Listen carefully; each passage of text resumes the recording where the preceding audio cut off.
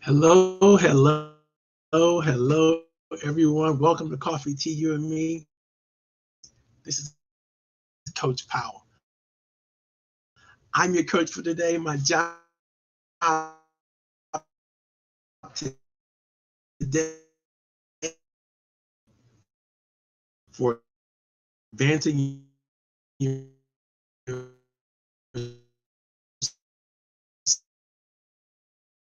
skills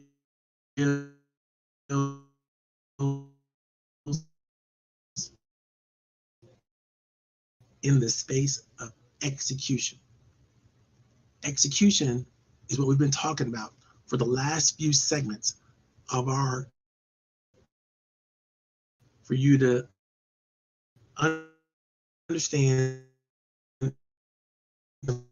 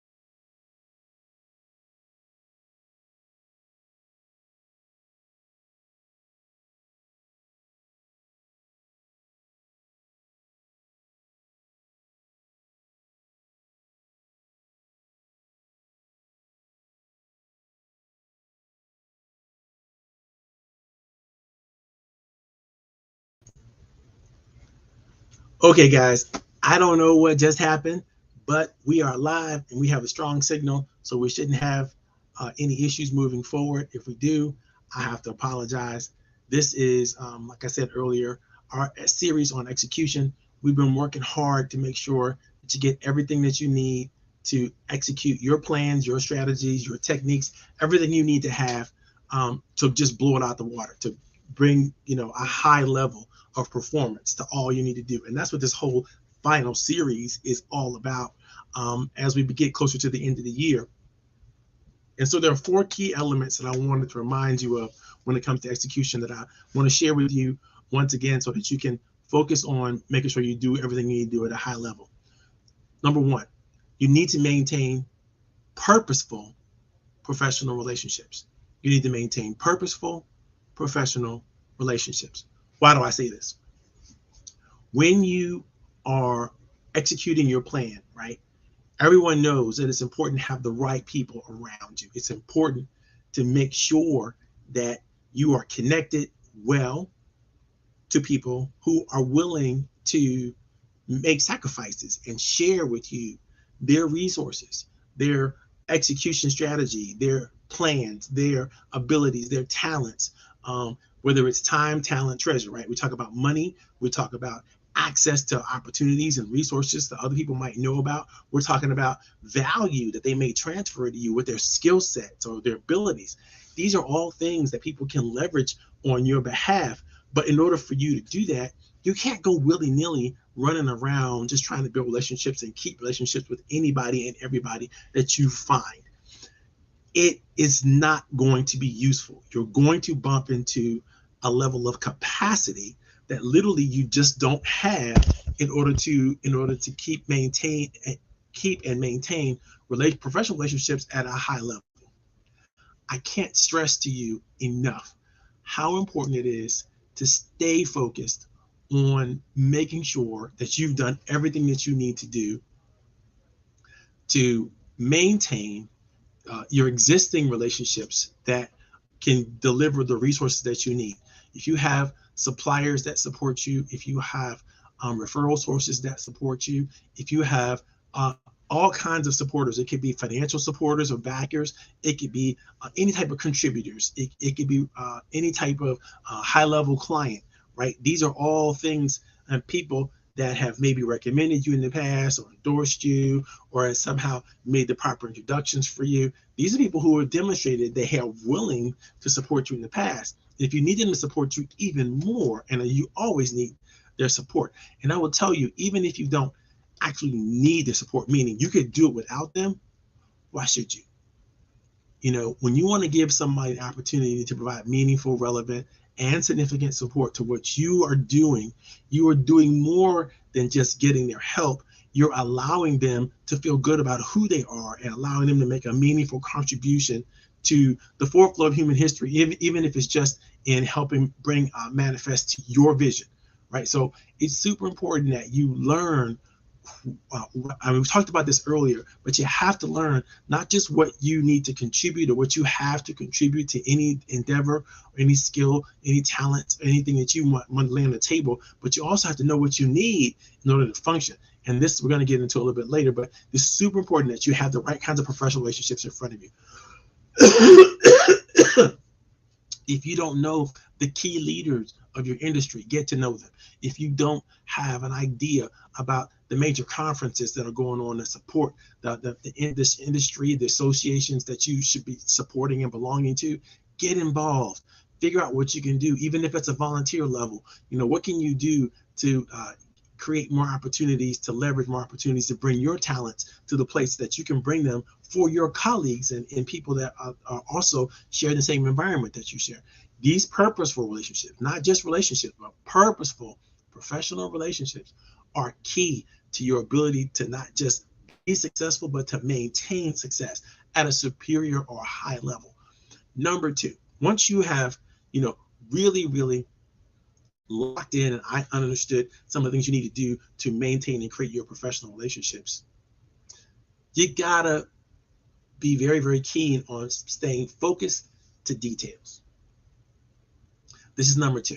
If you can't stay focused on the details, if you can't learn how to uncover and unpack every system, every strategy, every technique that should belong to you in your industry, then you are not going to be able to demonstrate mastery. You're not going to be able to show other people, especially people who are already in the know, that you are ready to play at a high level, and you always need to be able to do that. I'm always, impressed when a football player, a basketball player, a golfer, or anybody can break down the science of their game, down to what it takes in order to maximum, throw a punch, or how to put the best stroke on the tennis ball, or how to make sure that, the arc is right in order for a ball to consistently go right through the hoop if you're a basketball player, right? These are things that you got to be able to do. And of course, if you're a basketball player, you can't dribble, you can't do the basics. You don't know how much pound of pressure goes into a ball, how much bounce you should be looking for, what kind of material makes the best opportunities on the best floors. These are things that, basic to your industry, you don't know. You should know if you're going to play at a high level. So you have to be able to pay close attention to those details, so that you can continue to break down whatever you need to do. Think about what you need to do.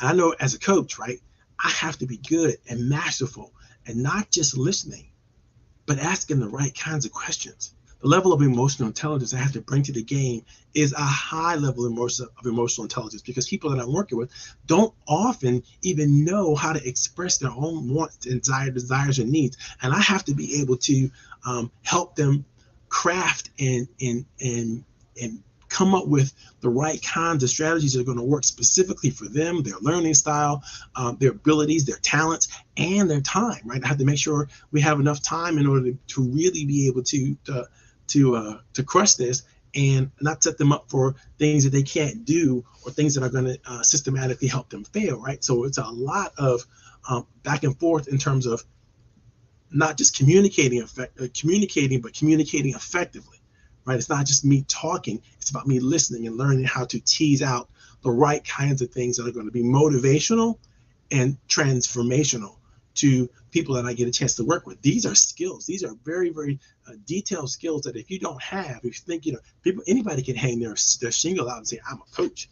That doesn't mean anything. But do you have the skills? Do you understand all the skills, the core skills that are going to be needed? And can you break those skills down to even those sub skills that are required in order for you to function at a high level in the game that you play?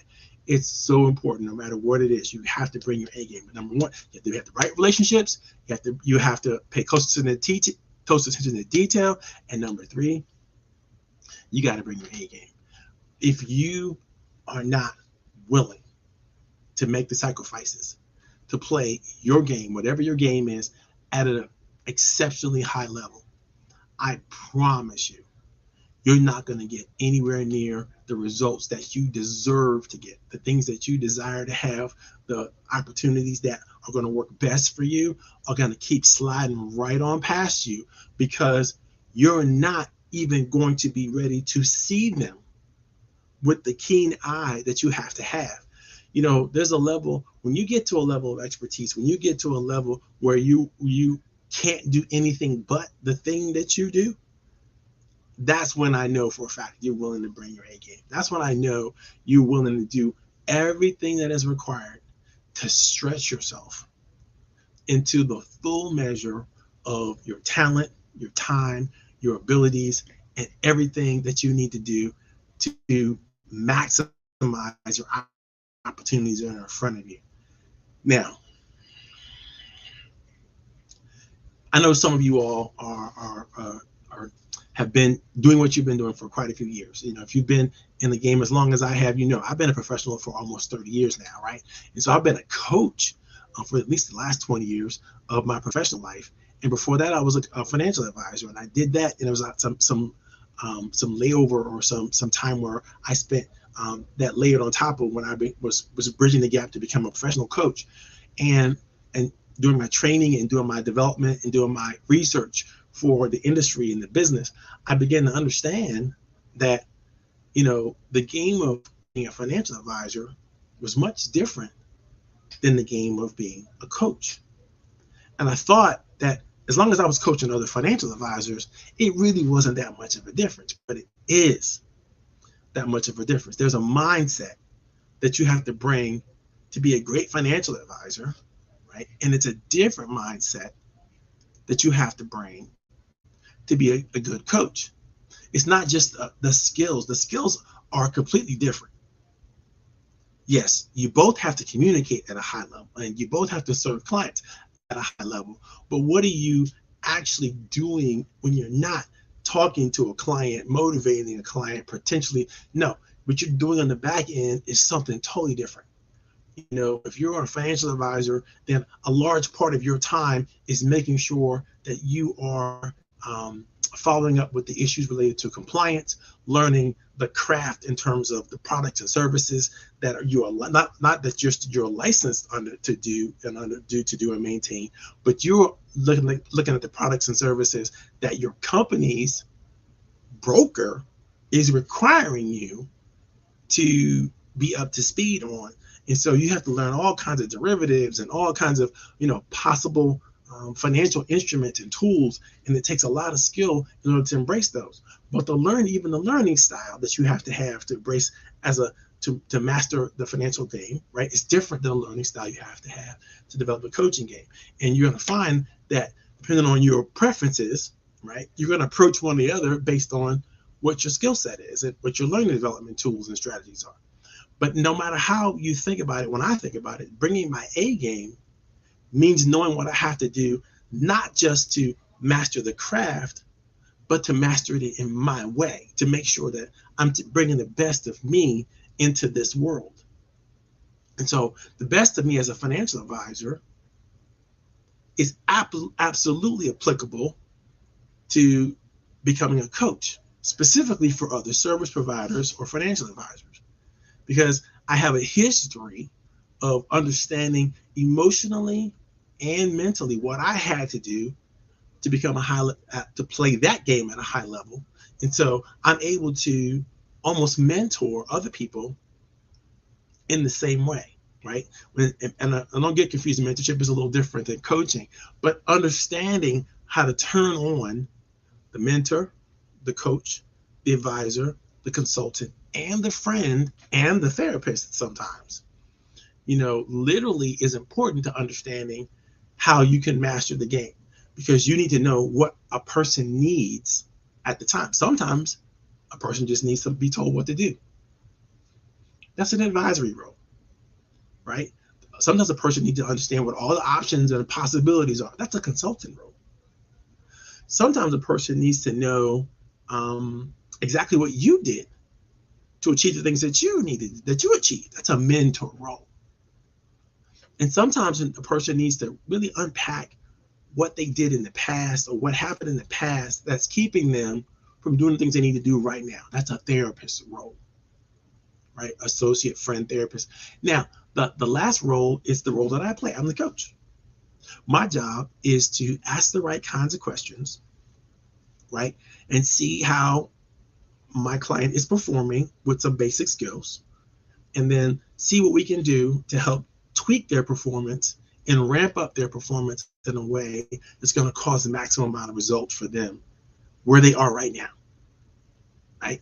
So that's a different game, right? It's different than the other 5 things that you could do to help another person out. But you have to bring your A game. It means understanding your learning style, understanding learning styles of others, bringing a lot of emotional intelligence to the game. Even cultural competency might matter in terms of bringing your A game. All those things that you're going to think about to really, really get there. I told you earlier, right? Pay close attention to details.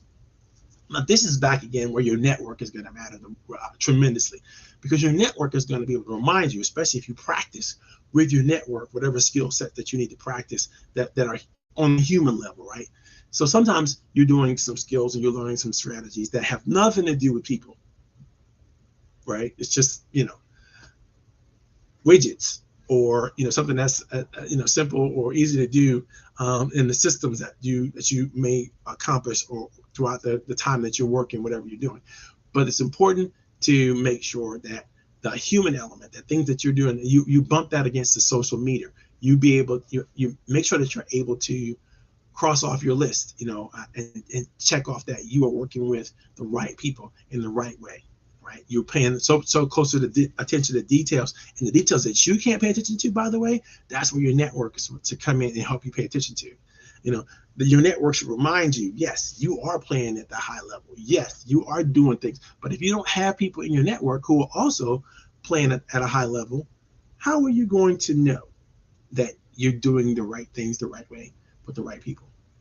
You can't be afraid of working with people who are smarter than you or better than you, who have been there in the game longer than you, or may have some a different information or perspective than you. This is going to help you bring your A game. So remember, maintain your professional relationships, create and maintain your professional relationships, number one. Number two, pay close attention to the details. Make sure that you don't forget or get caught on anything that you could see either between you or your network, right? Always bring your A game. Now, the last point that I want to mention to you before we open this up for questions and answers, we're going to have a pretty short day today, is understand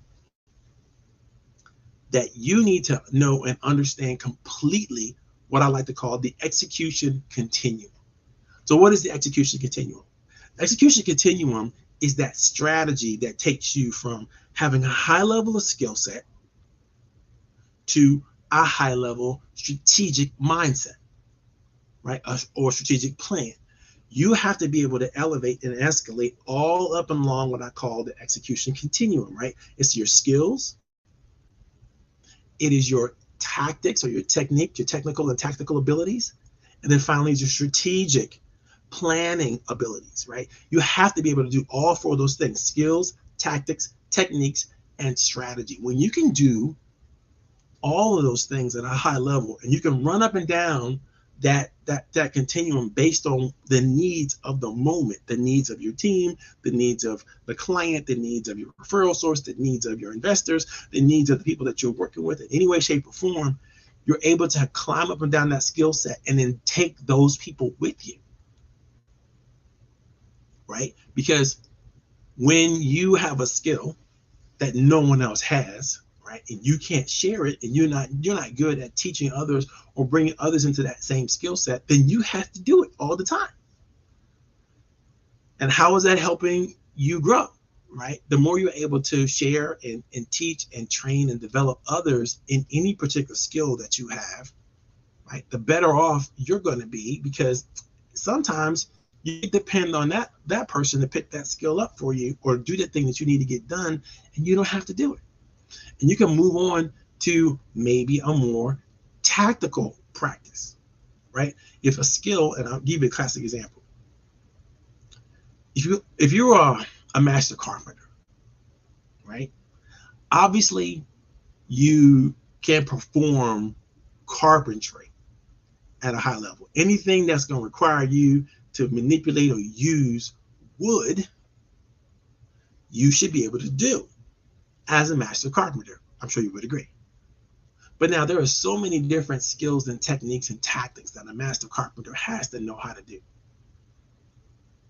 right? You can't really be a master carpenter if you can't read and execute, maybe even create plans of how you're going to use wood.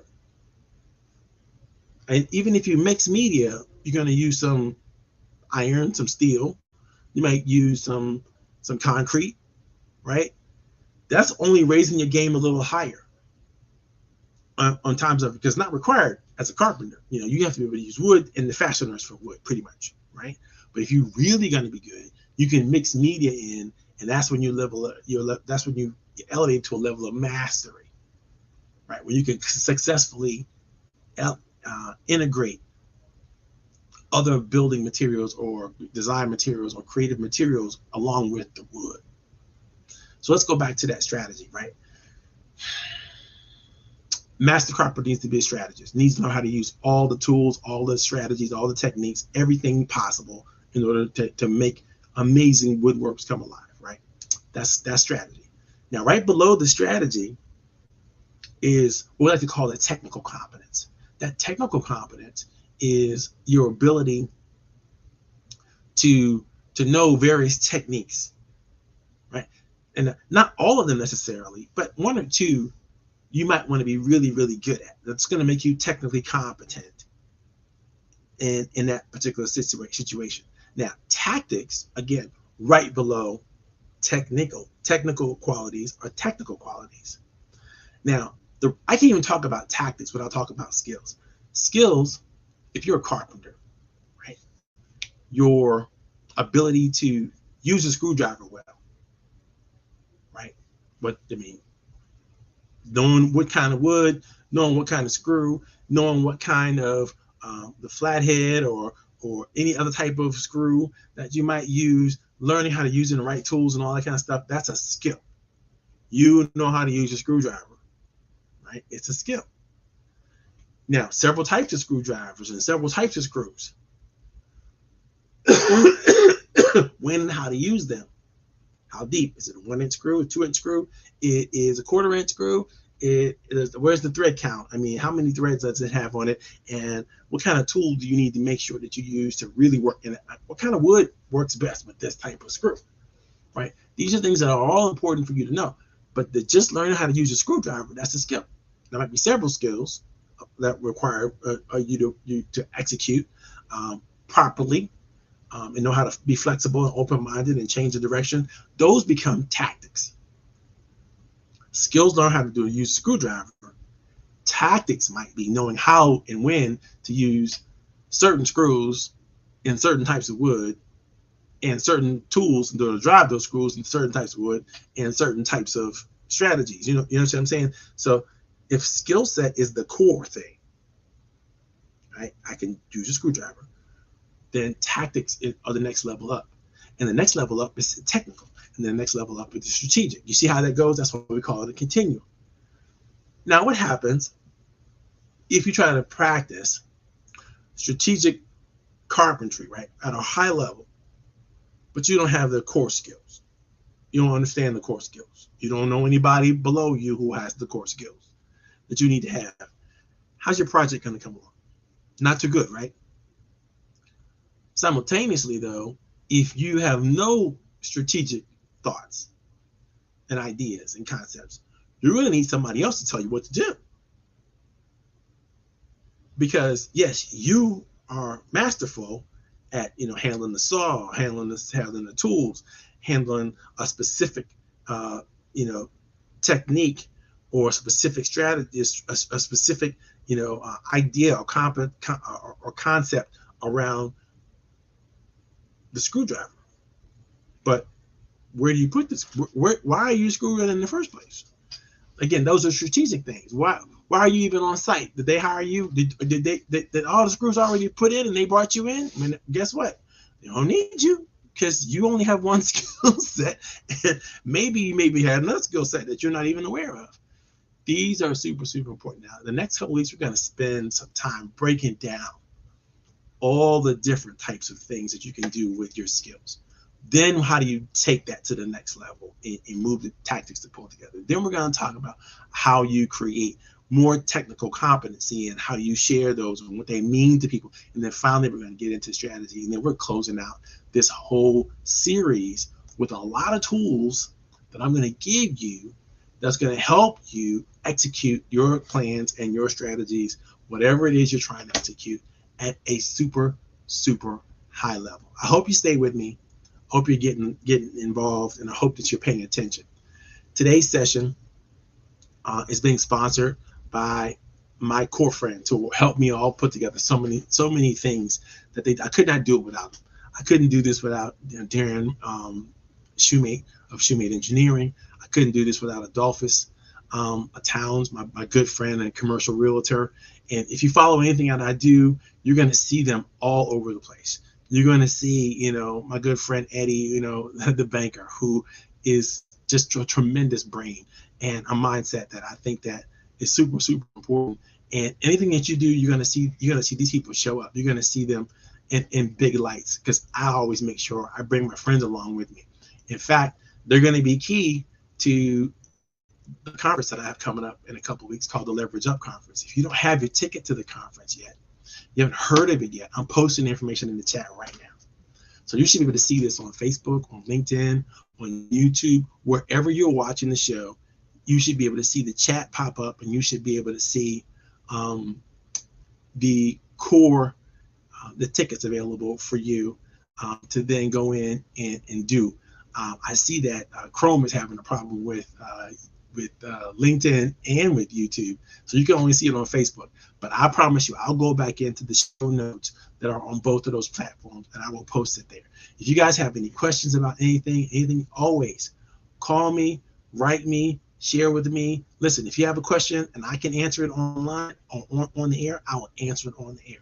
If there's a question that you have that maybe I'm planning on talking about, I got a future episode, then I may give you a private session where you and I could talk and just talk about whatever it is that you're dealing with. You know, don't allow opportunities to pass you by. There's a reason why my information is floating down on the screen here, right? You know, I put it down there because I want you to have access. I want you to have the availability to call, to share, to ask questions, to do whatever you need to do to grow you and your business. This is super important. Don't let the opportunities go by when they don't have to. Okay, I've had a great time. I got a lot to do today. I got some things I got to catch up on. We got a big weekend ahead of me. It's a big blue and white weekend ahead of me. And we're going to do a lot of functions, a lot of things going on with my fraternity brothers. For those of you who need to know, I'm one of those good Sigma men, and we got work to do this weekend. And so I will see you guys later. This has been a great episode. Thank you so very much for hanging in there with me beyond the technical difficulties. And I'm glad we're able to work that kind of stuff out. Love you guys. Bye-bye. This is Coach Powell, Coffee, Tea, You and Me, and I'm signing out. Bye-bye.